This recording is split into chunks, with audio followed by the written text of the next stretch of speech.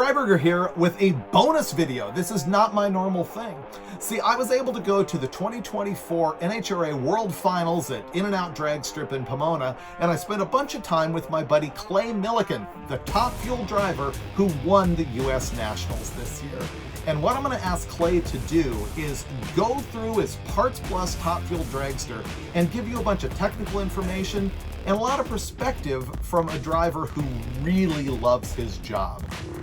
As a matter of fact, you really want to follow Clay on social media and also on YouTube because he does videos from every single race. So go give him a follow. It is Clay Millican on YouTube. The other thing you're going to want to do is hang on for the end of this video because I do have in-car footage of Clay winning the US Nationals. And I got to tell you, you have very, very rarely seen a guy so just unencumbered and excited about winning a race. It really means a lot. It's kind of a tearjerker. So watch for that. And meanwhile, we've got Clay walking you through the Top Fuel car.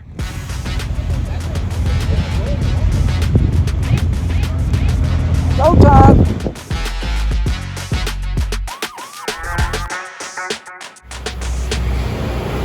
Fun facts. We'll start right here at the back of the car. The wheelie bar is actually part of the tuning of the car. It is not so much for keeping it from popping wheelies. So when the car leaves, when the tires start to grow, the wheelie bar will just touch, and we use it ever so slightly for controlling wheel speed. We can use it to kind of lift the car a little bit to create wheel speed. Fun fact on the wheelie bar, parachutes. Everybody talks about, oh, the driver always has to peck the parachute.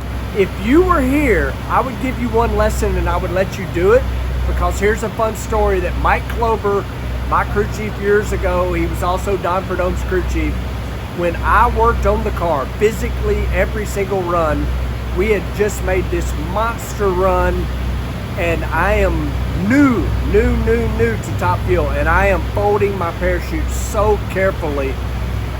And there's a pile of people, and Mike has no filter. He says what he thinks. He comes out there. I need to be like doing my job on the car, but I'm trying to be perfect with the parachutes. He comes out there, all these people around, and he said, have you ever seen Don effing Perdome pack a parachute? And he's like, if somebody throws you on the ground going 300, you will get up. So packing the parachutes, while yes, it has to be done correctly, not as critical as most people think. Just get it in there is the name of the game. All right. A big story recently has been rear ends braking. So there's two manufacturers, and I'm not going to get into the politics, but one manufacturer's rear end has been primarily the one braking, and luckily we're the other side of that at the moment. These rear ends, it is the second longest lasting part of a Top Fuel car with the exception of the chassis. Typically we will put 50 runs on a ring and pinion gear, which when you think about how quick, how fast, how much power these things make, that's pretty incredible. 50 runs, 320 rear gear, mandatory for all the nitro cars. There's your fact on that one. Another question I get all the time, what's the big tank? The big tank has a wonderful name. It's called a Puke tank. And what it is here for, if we hurt the rings, we burn a piston, all the supercharger pressure is now going into the oil pan. When all that pressure goes in the oil pan, the oil is trying to get out anywhere. So we give it somewhere to go, hence the name Puke tank. We want most of it to go in this tank right here so that it doesn't go on the racetrack, because if you oil the racetrack, you lose points. So that's what that is, Puke tank. Supercharger. Everybody loves them, including me. It's based on a GMC Root style supercharger. We are limited to a 1471 supercharger, which is the rotor link, and we normally run somewhere between 50 to 60 pounds of boost going down the racetrack. And the engine in these cars are limited to 500 cubic inch or less. Most of the nitro cars are 498 cubic inches, and they have very little compression. So what makes it make 12,000 horsepower? This big old supercharger, but mainly the fuel, nitromethane, which we will talk about that a little bit too. Another fun one, I get this all the time. You'll see Ford Performance right here on this valve cover. If you go to Antron Brown's car, you'll see Toyota. You go to somebody else's car, it'll have another manufacturer's on there. Truth is, I may hurt your feelings, all you Ford guys, all you Toyota guys, all you Chevrolet guys. Every nitro engine in the NHRA based on the 0426 Chrysler Hemi. It's pretty simple to figure that out if you're a real car guy. And I have seen a lot of people, man, you won the US Nationals after you put a Boss Hemi in there. It's all based on the Chrysler Hemi. Simple to figure out, and I'm making this complicated for you, but if you think about an old 426, a 440, a 383, when you see the distributor leaning over in the front, that's pretty much a 440, 426 Hemi. The oil pump, still in the same location, still has the same bolt pattern. If you go to Parts Plus, buy rod bearings for 69 440, 69 426 Chrysler Hemi, rod bearings, main bearings. They'll fit right in this. Is there anything here Chrysler anymore? It is not, but the architecture is based on the 0426 Chrysler Hemi. Another thing, I'm answering a lot of questions that I get on this. A lot of people always ask, what is the crew chief doing? So this is called a barrel valve. This screw right here, if we think about a Holley carburetor and the squirter, Jimmo, my crew chief, can increase or decrease essentially the initial shot of fuel that you get. So when you see them doing something, they're adjusting right here. Another thing you see the crew doing, including crew chiefs and a car chief typically, is you'll see them messing with the bottom of the injector, and what they're doing is adjusting idle. Where these cars idle at, vitally important, especially for when we have the clutch out before we leave the starting line. So this is basically an air bleed, and if you increase it, you're making a bigger vacuum leak, engine RPM comes up. So that's kind of a quick rundown of that. Fuel pump. So a lot of times on TV, they talk about after the burnout, we turn on the second pump. Not really true. It's one giant pump that technically you could call it two pumps, but it's one giant pump with two sets of gears for each side of it. And when we do the burnout, we barely have the fuel pump open. We're looking at a fuel flow number on the dash to do the burnout. When we get ready to go, we turn that fuel pump all the way open. And there's a couple things going on when you watch and listen to these cars on the starting line. You'll notice a lot of fuel starts coming out of the engine. The driver at that point has turned the fuel pump all the way on. You'll kind of hear that. The second thing you'll hear is we will actually take our foot completely off the clutch when we have the pre-stage bulb, which would be half of the top blue light. So that takes the engine RPM down. But we actually leave the starting line with our foot already off the clutch, which is kind of an odd thing, but nitro cars, that's how they work. New this year for non-cockpit cars, this is actually an oxygen bottle. We have a fresh air system going into our helmet. I'm old, I've never had it. Have I turned that on one time? Nope. Will I? Only if it's really hot, but I don't know. I hadn't done that yet. Now we can move up into my cockpit area. In the car, on this side is the fuel pump lever that I was just telling you about. Forward is closed, and basically that is how we actually shut these cars off. Once they're hot and running, you can literally cut the ignition switch off and it will continue to run kind of like a diesel. It won't run good, but it will continue to run. So the real way to cut these cars off is to cut the fuel off. So that's the lever on the left side. The lever on the right side is the parachutes. In my case, I have both parachutes hooked to the lever. So when you push the lever forward, both parachutes will open. There is a safety device out there that came out a few years ago. A little bit past the finish line, there's an infrared wall. And when y'all see these levers, you'll see they have air cylinders attached to them. So if the car goes through this infrared wall, it will cut the fuel off and open the parachutes in case the driver has something going on, incapacitated, whatever may have happened. The weirdest thing about a top fuel car, we have a brake handle. We do not have a brake pedal. The foot controls are all normal. Gas pedal, clutch pedal, that's the same. But I've just told you we take our foot off the clutch before we actually stomp on the loud pedal. So you take your, what would be your clutch pedal foot, and you move it to where the brake pedal would be, and you brace yourself. So they have a hand brake. That's also how we stage the car. There's a red button on my steering wheel. We have in-car communication. Believe it or not, loud as these things are, we can hear each other. There's not a lot of conversation happening going down the racetrack, so if I hear anything chime in on the radio, I step off the throttle because they can see something going on that I may not see. You know, it could break a fuel line, something going on like that, we'll shut the car off. Other than that, I mean, we get into some of the electronics. We have a race pack dash that we have a few things that I look at. We have a few things that the crew chief looks at. And then we also have over here what's called an electro-motion command module. And that basically is where you set up your fuel curve. It's got the timers for the clutch control in there. Then we have the race pack data system. And then buried down under the front there, we have an MSD grid. I know his car guys watching this. This car has a kind of a normal MSD grid like you would put on your hot rod, except it has portions of the timing map we can't get to because NHRA limits us to what we can do with the timing at 2.7 seconds into the run, and they do that to help limit how fast these cars will go. Kind of that was a rundown of my office, which is really the simplest part of the car.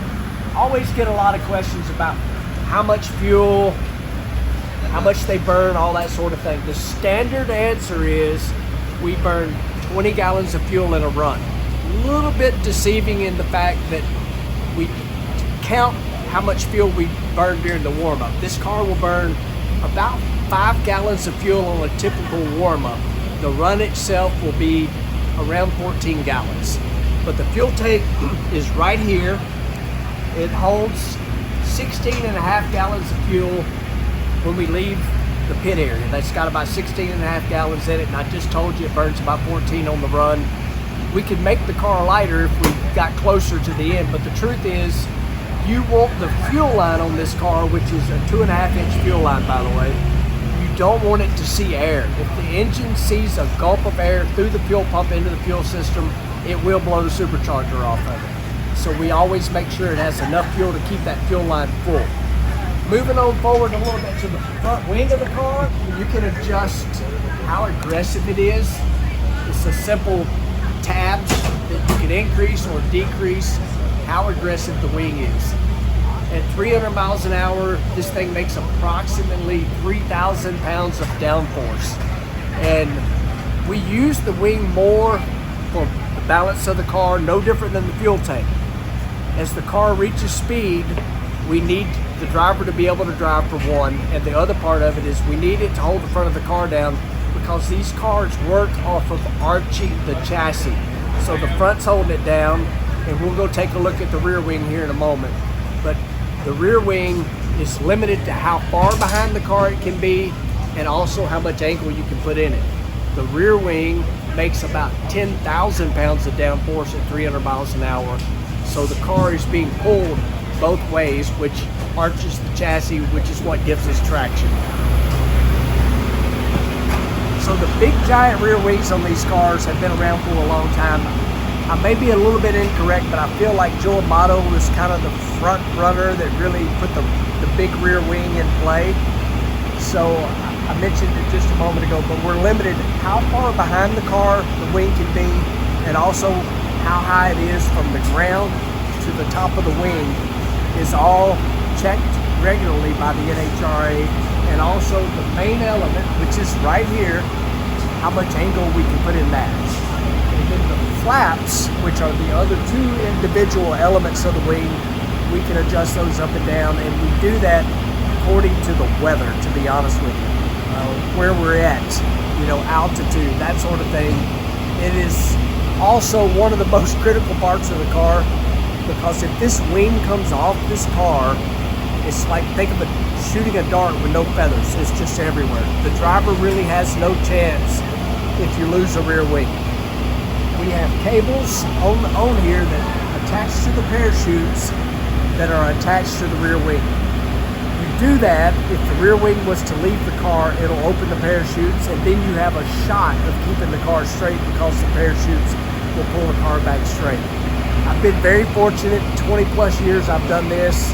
I've never completely lost the rear wing. I've lost portions of the rear wing, but the wing is what makes these things go straight. You think a funny car, they don't have a big giant wing, but they got a wing on the back. And the shape of those cars, they want to go straight a little more so than a dragster, which seems really weird because they're, you know, basically 30 foot long, and you would think they would just want to go straight. But you got these big giant tires and 30 feet of tubing. The car is actually, this is the front and this is the rear. A top fuel car wants to do this going down the racetrack. And that's why a lot of times you'll see runs where the car's doing this. The driver has kind of missed one portion of staying in front, keeping the front tires in front of the rear tires. It's a little dance that you do driving a 12,000 horsepower car. The clutch in this car is a 6-disc clutch. So in other words, if we go flywheel, there's a clutch disc, and then there's a steel, which we call a floater. A lot of you folks will be familiar with like a dirt bike clutch. It's the very same thing. So it's disc, floater, on and on until you get to the pressure plate. So the pressure plate in these cars, this one in particular, it has 18 levers. So you think about a standard street car clutch that's not a diaphragm style, it'll have 3 levers. A diaphragm style has more, but they all work in conjunction together. In other words, when you push the throwout bearing in, you move all the levers. In the case of a top fuel car, all the levers are not in play when you first hit the throttle. We leave the starting line on what's called primary levers. And I've already told you multiple times, the driver's foot is off the clutch. But when you hit the throttle, there's a switch under the throttle pedal that will start the throwout bearing moving. Again, if this is flywheel, this is clutch. The crew chief sets up how fast that throwout bearing moves away from the levers. Centrifugal force is swinging all those levers out and they're hitting the throwout bearing. They want to continue to apply pressure, but until the throwout bearing moves out of the way, that's when they'll start applying more and more pressure. So this clutch in a nitro car typically doesn't go one-to-one until approaching half track. We're slipping it that much into the run to keep from spinning the tire. The sooner, obviously, you can get it one-to-one, the quicker and faster the car will go, but you have to do that according to track conditions. But it is so many adjustments. Those 18 levers I just mentioned, you can add weight. We have stops on them, like we have the ability to take a lever completely out of play where it can't swing out, or we'll only allow it to swing out so much. And then we can get really complicated, and there's an infinite number of radiuses on the back of the lever that is actually pushing against the clutch disc that can allow that lever to apply faster, slower, somewhere in between. There is so much that goes into the clutch, it's insane. But another thing I want to tell people is we hear this a lot, and a lot of it is from the television side of things, that the clutch person is so important. They are. But I want everybody to know that the crew chief has told them how to set that clutch up. And so they follow what the crew chief has told them to do, the clutch.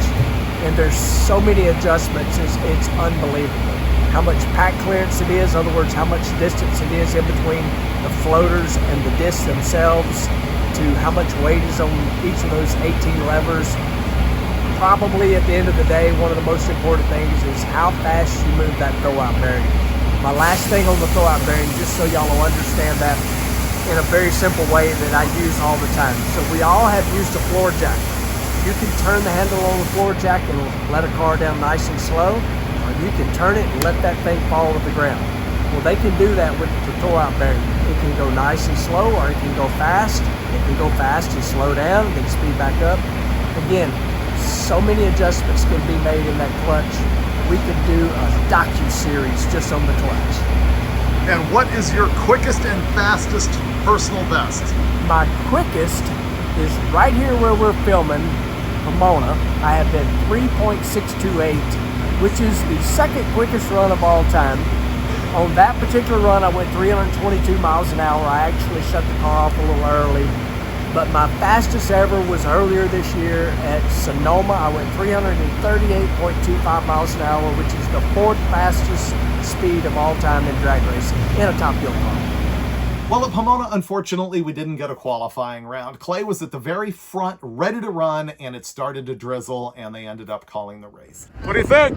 I think I probably might as well get out because I think they're going to be drying the racetrack. Yep. And this is like the worst when you're all pumped up and ready to go, and now Jesse's telling me to get out. But that's okay, because I do have footage of Clay in the Arby's Parts Plus Dragster winning the 2024 U.S. Nationals.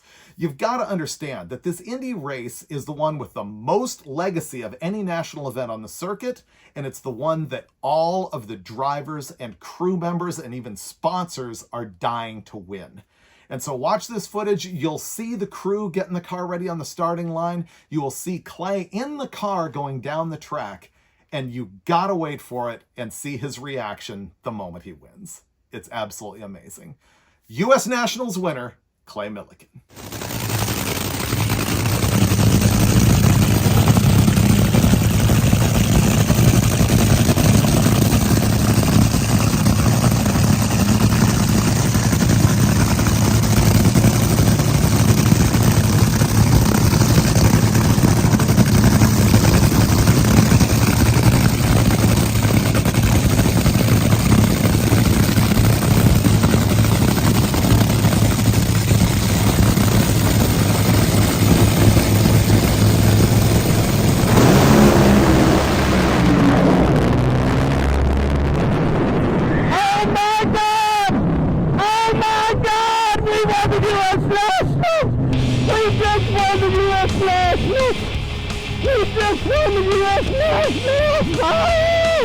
Oh my gosh! We just won the U.S. Nationals!